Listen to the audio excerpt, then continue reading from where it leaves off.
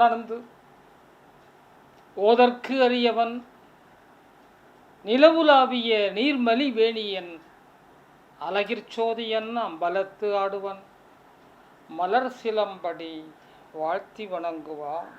63 அற்புத வரலாற்றில் என்ற இனிய தொடரில் இன்றைக்கு 22ஆம் நாயன்மாராகிய குலச்சிறை நாயனாரினை அறிவதிலே மகிழ்ச்சி கொள்கிறோம்.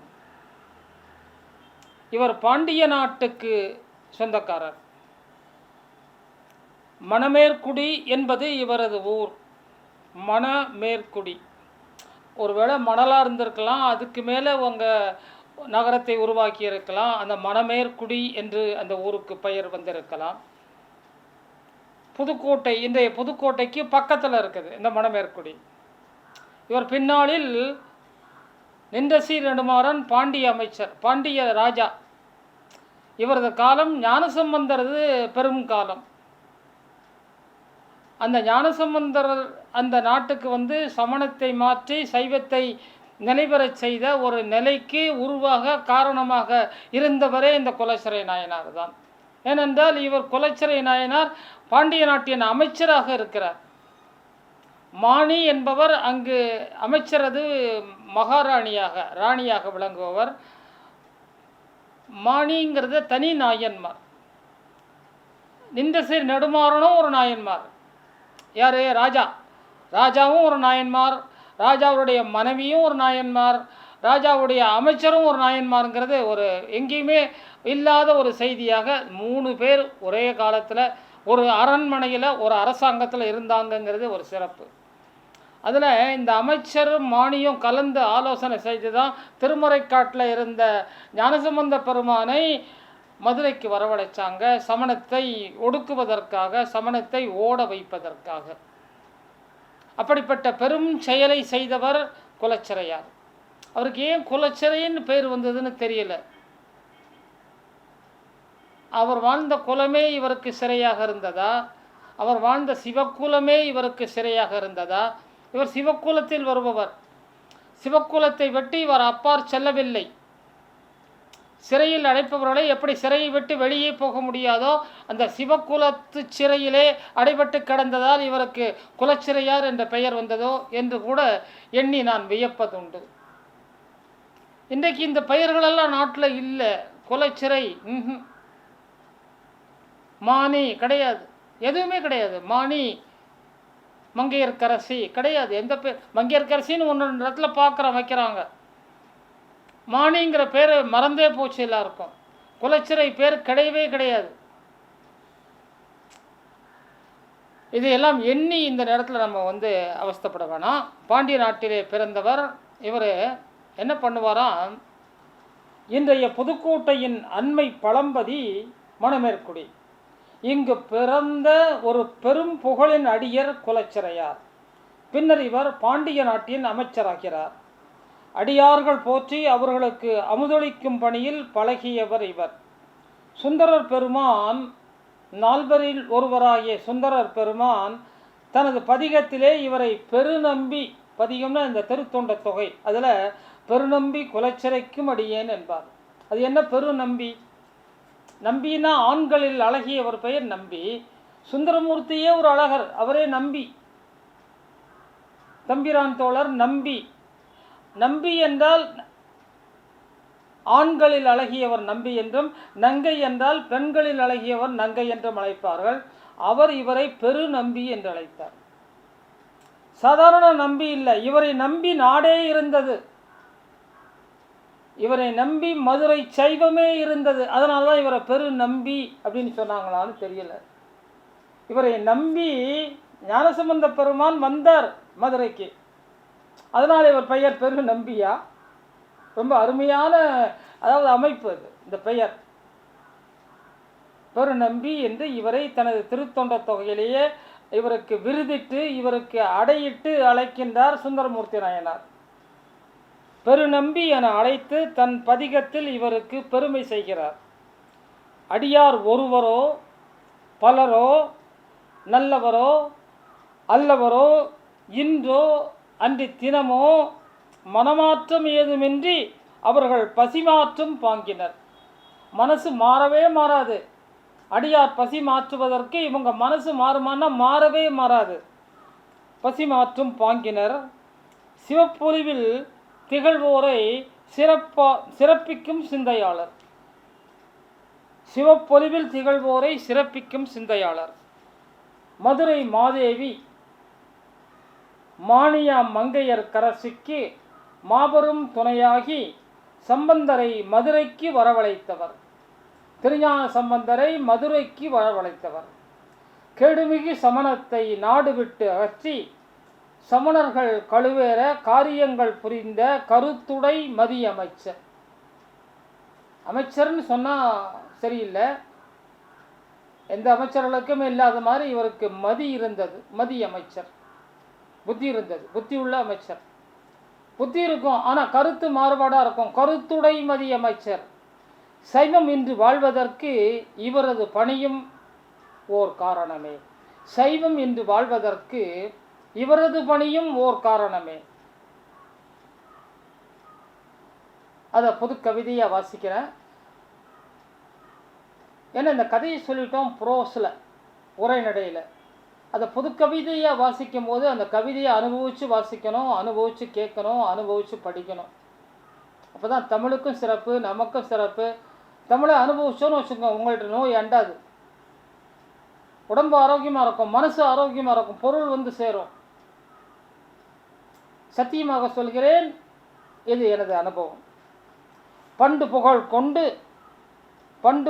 கொண்டு வளர் பாண்டி நாட்டில், பண்டு புகழ் கொண்டு வளர் பாண்டி நாட்டில் தொண்டு உயர் வென்று எண்ணி சுந்தரரும், தொண்டு உயர் வென்று எண்ணி சுந்தரரும் கண்டு வென்ற இவர் புகழறிந்தே, கண்டு வென்ற இவர் புகழறிந்தே நன்று எனச் சூட்டிய நற்பெயரே பெருநம்பி, நன்று எனச் சூட்டிய நற்பெயரே பெருநம்பி.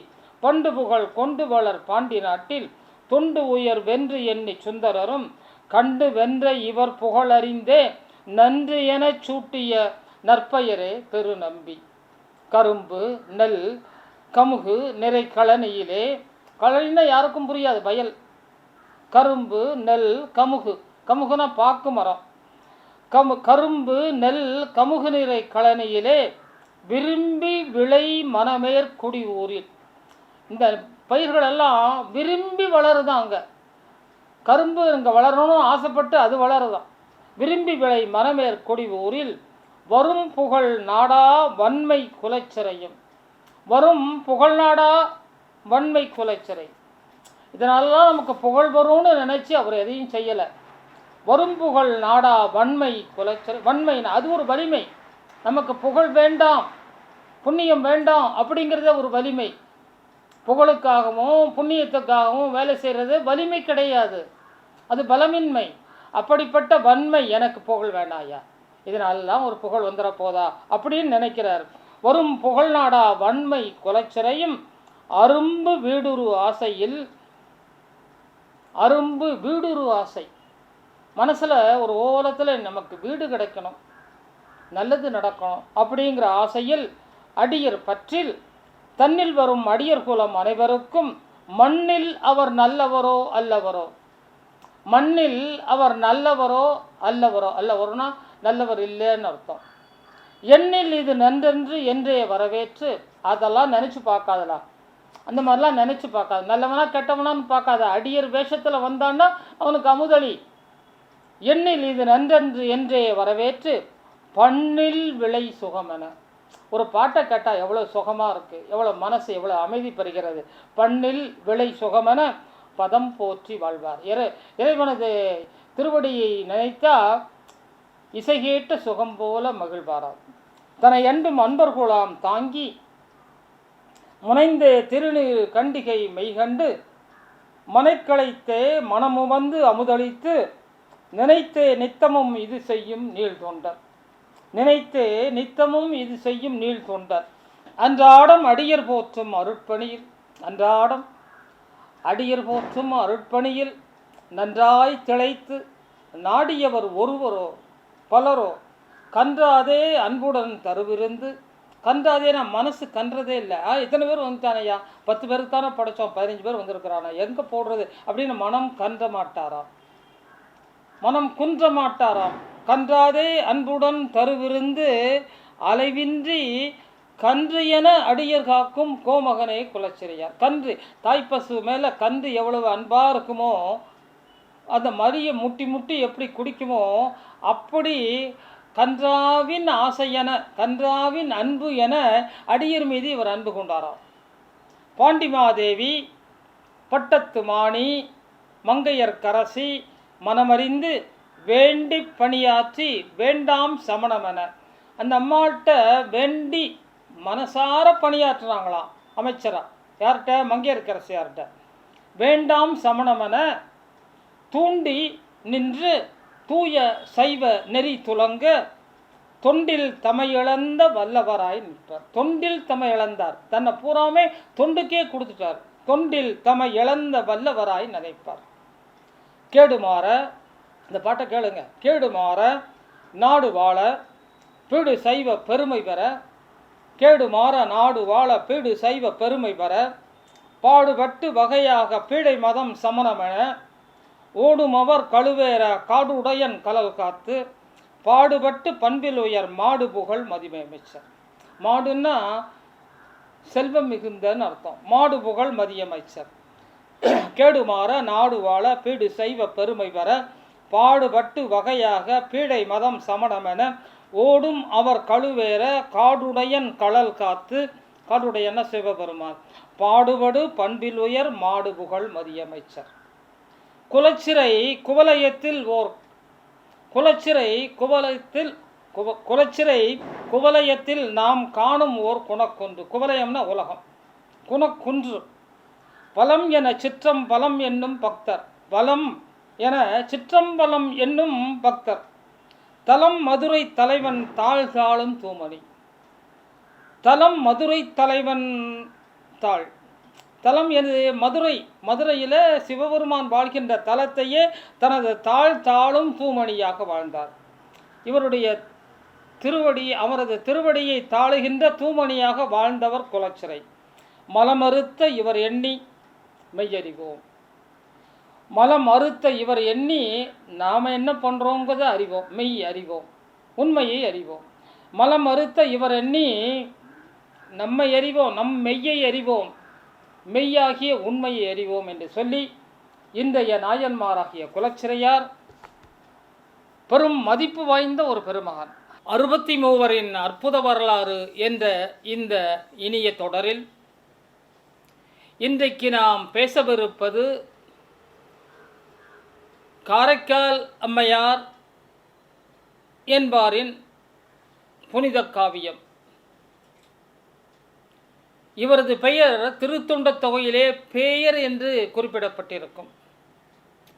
அந்த பேயர் என்ற சொல் அவ்வளவு சரியா இல்லையோ என்று மக்கள் இவரை காரைக்கால் அம்மையார் என்று அழைத்தார்களோ என்னவோ. இவர் 24ஆம் நாயன்மார் ஆவர். மொத்தத்தில் பெரிய புராணத்தில், திருத்தொண்டர் புராணத்தில் செக்கிழார் பெருமான் அருளிய, தெய்வப்புலவர் செக்கிழார் பெருமான் அருளிய திருத்தொண்டர் புராணம், பின்னால் அது பெரிய புராணம் என்று அழைக்கப்பட்டது. அதில் 3 பேர் பெண் நாயன்மார், 63 இல்லைங்களா? அது அப்படியே கோடா போடுங்க, ஆண் பெண். அந்த பெண்ணுங்கிறதுல பாருங்கள் 3 சரியாக இருக்கும். அந்த 3 யாரெல்லாம்னு கேட்டால், இசைஞானியார், நம்ம சுந்தரமூர்த்தி நாயனார் உடைய தாயார். அந்த சுந்தரமூர்த்தி நாயனாரை பெற்றதாலேயே நாயன்மார் பதவிக்கு வந்த ஒரு பெருமாட்டி நம்முடைய இசைஞானியார். இந்த இசைஞானியாருங்கிற பேர் இன்றைக்கும் நின்று நிலவுகிறது. இசைஞானியார்னு சொல்லிக்கிட்டு இருக்கும்போது நாம் அதை நம்முடைய சுந்தரரின் அம்மான்னு நிறைய பேருக்கு தெரியாது. பரவாயில்லை, தெரியாட்டாலும் பரவாயில்லை, இசைஞானி என்ற சொல்லுக்கு ஒரு மரியாதை இருக்கிறது. மீதமுள்ள 2 நாயன்மார்கள் மங்கையர்க்கரசியார் மற்றும் நம்முடைய இன்றைக்கு பேசவிருக்கின்ற காரைக்கால் அம்மையார். காரைக்கால் அம்மையார் காரைக்காலில் பிறந்தவர். தன வணிகர் குணம், தனத்தையே வணிகமாக செய்கின்ற நகரத்தார் குடும்பத்தில் பிறந்தவர். வேறு எதுவும் காய்கறி ப்ரொவிஷன் இந்த மாதிரியான வியாபாரம் கிடையாது. பணத்தையே கொடுத்து பணத்தை வாங்குறது, அதற்கு வட்டி பெறுவது, இந்த மாதிரியான செயல்பாடுகளில் அவங்க அதனால் அவர்களுடைய பெயரே தன வணிகர் என்று அழைக்கப்படும். தனத்தை வணிகமாக செய்கின்ற காரணத்தினால் அவர்கள் தன வணிகர் என்று அழைக்கப்பட்டார்கள். நம்ம இந்த அருமையான ஒரு சிறந்த புண்ணியம் பெற்றுத்தரக்கூடிய ஒரு அழகான ஒரு அற்புதமான காவியம் காரைக்கால் அம்மையாரின் காவியம். இந்த காவியத்தை நம்ம பாதியிலேருந்து ஆரம்பிக்கலாம். வெள்ளிப்பனிமலை. பாரதி சொன்னான், வெள்ளிப்பனிமலையின் மீதுலவுவோம். வெள்ளிப்பனிமலைன்னா இன்றைய கைலாயம். கைலாயத்தில் ஒரு காட்சி, அங்கே பெருமானும் பெருமாட்டியும் அமர்ந்து கொண்டிருக்கிறார்கள் அருகருகே. அப்போது அந்த பெருமாட்டி பார்க்கிறார், கீழே இருந்து ஒரு பெருமகள் தலையாலே நடந்து வருகிறாரே, பேயுருவமாக இருக்கிறாரே, என்பு உருவமாக இருக்கிறாரே. என்பு உருவம்னா எலும்பு தான் இருக்குது, அங்கே தசையே இல்லை. என்புருவம் கொண்ட ஒரு பெண்மணி வருகிறாரே அப்படின்னு சிவபெருமானை பார்த்து கேட்கிறார் பிராட்டி. உடனே அழகிய இளமுறுவலோடு புன்னகையோடு சிவபெருமான் பிராட்டி பார்த்து சொல்கிறார், தாயே, அவருக்கு எல்லாருமே தாய் தான், பார்வதி, அந்த வரது யார் தெரியுமா? என் தாய் அப்படின்னு சொல்லி விட்டுறலாம், எங்கள் அம்மா அப்படின்னு சொல்லி விட்டுருக்கலாம். அப்படி விடலை. அம்மான்னா என்ன ஆகிடும்? பார்வதிக்கு மாமியார் ஆகிடும். அந்த மாதிரிலாம் வேணாம்.